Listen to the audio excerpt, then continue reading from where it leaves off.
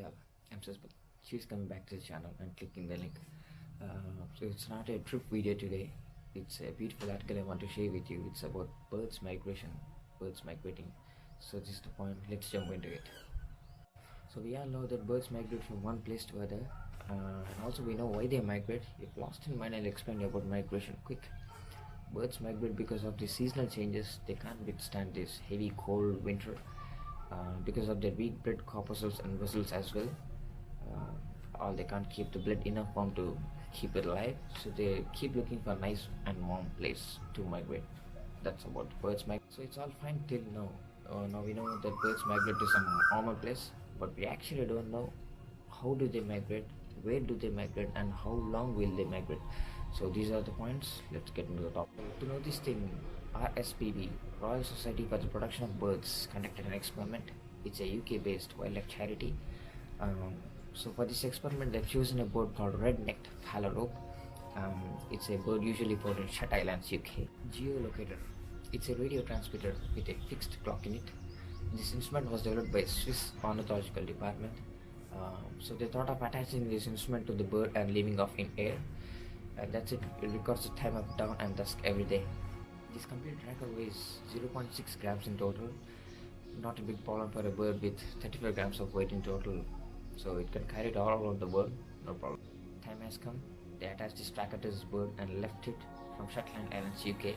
They thought this bird will be going to Spain into the south, because the warmest place around UK is Spain, famous for it. But no, the results were stunning actually.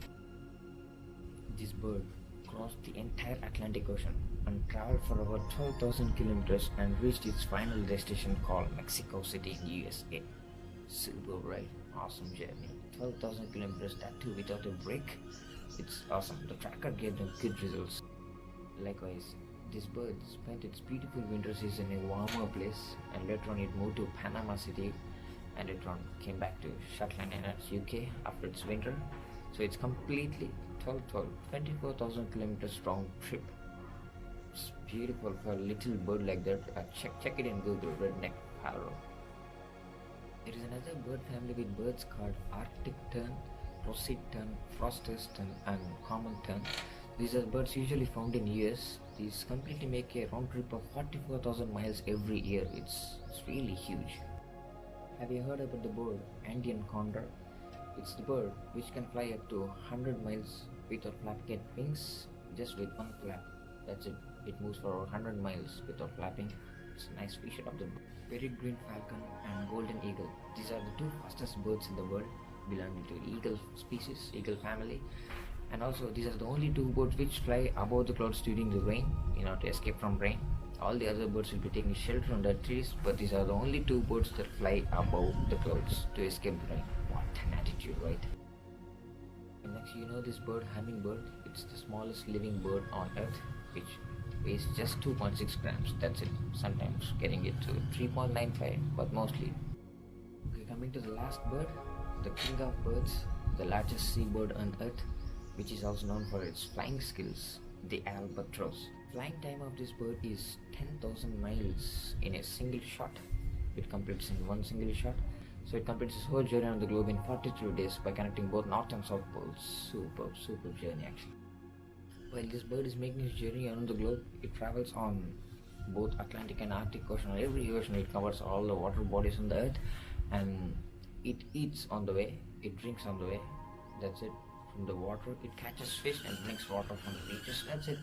It lives. I forgot to say one thing. During this migration time, birds lose their weight up to 15%, because they need to use their fat and convert it to energy to flap the wings. By the time they reach their final spot, they lose their weight up to 15%.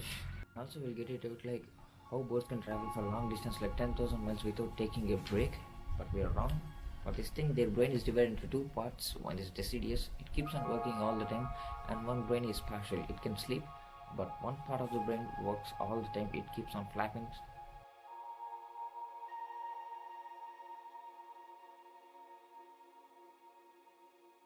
So hope I gave you a good information today. It's tiny about birds. I came to Google. It's a nice article from the Guardian website of UK. So that's the video for today. I hope you got some knowledge with this. no more helpful. Yeah. Until then, take care. Susmith signing off. Love you all.